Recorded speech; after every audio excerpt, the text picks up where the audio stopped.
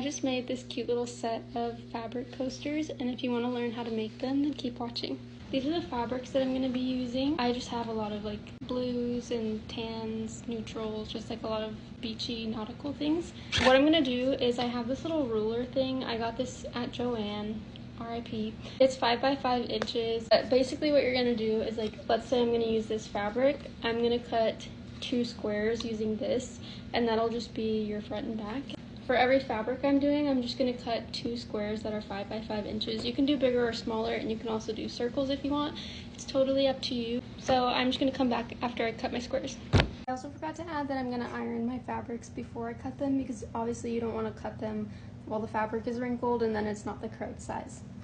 I'm also using this fusible interfacing to put on just one of the squares. I think I'm just going to do like one, maybe like 4.5 by 4.5 or 4 by 4 piece to go inside of each coaster.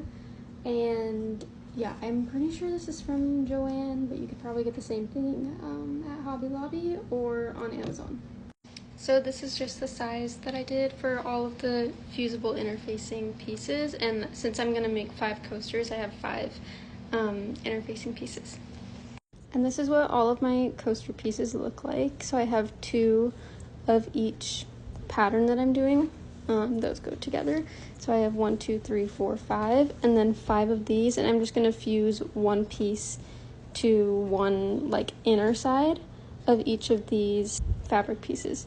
Okay, so all of my pieces have been ironed and interfaced now. Basically what I did, I have one piece for each coaster that doesn't have the interfacing on it, and then like this piece right here, it does have the interfacing. You can kind of see it. But basically I just made it like a tiny bit smaller than the actual coaster itself, just so that it's easier to sew. What you're going to do next, it's literally going to come together so quickly and easily. You're going to take both of your coaster pieces and you're going to put them right sides together, so like pretty sides together, whatever you want to call it. These 2 pieces will go together so that they're facing each other, and then I'm gonna clip mine all the way around, and then you're just gonna sew all the way around the square except for whatever side you're going to leave like a little space, maybe like this big, I don't know, like 1.5 inches wide.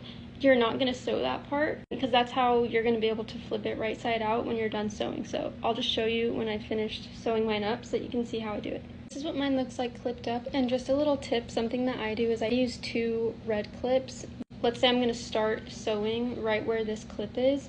So I would start here, go all the way around like this, and then this red clip is where I would know to stop because red means stop. That's just how I remember it, and yeah, the colored clips just help me. I also forgot to add that I'm doing about 1/4 inch of seam allowance. So this is what it looks like when it's been sewn. You can see right here, this is where I left the space, and I always like backstitch at the beginning and the end of when I'm sewing. And if you want, you can go around and like trim the excess fabric here just to kind of trim down that bulk. Sometimes I do it with pinking shears, which if you don't know what they are, they look like this. Have a zigzag scissor on them so that the fabric doesn't fray.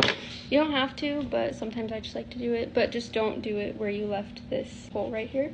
You can also trim these corners like this so that there isn't as much bulk in the corners and that you can more easily poke out the corners when you flip it right side out. Just make sure if you are going to trim anything off on the sides or the corners that you don't cut your threads. This is what mine looks like with the corners trimmed, and then I use my pinking shears around everything except this little hole that we left. Once you've done that, if you've done that, you don't have to, you're going to take this and flip it right side out through that hole. It's going to take a little maneuvering, but you just, I don't know, you can do it.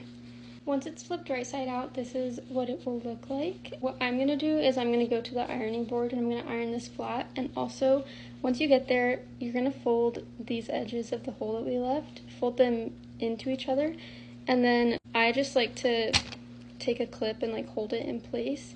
And then when we come back, we're going to sew all the way around so that you're going to sew that hole closed, and then you're going to have like a stitch line around the whole thing. If you don't want to have like the stitches around the whole thing and you just want it to look like this but like flattened, then you can do an invisible stitch by hand, but I don't really like to do that. It's just easier for me to sew around the whole thing and to just sew the whole closed like that, so that's what I'm going to do. I just finished sewing it all up. This is how you make the coasters. I think they're super cute. I feel like they're the perfect size. I just really like how they turn out, and I'm excited to make the rest of mine and have a little beachy set. This is how they all turned out. I made 5 of them, and I think they're all so cute. I have like a lobster one, and then gingham, stripes, the ships, and then this little like floral one. And I think they're all so cute. I think they go together so well as a little matching set, and you can just stack them like this. And yeah, I just think they're so cute. Hopefully you like this tutorial. It's a super easy, beginner-friendly project, and yeah, that's all.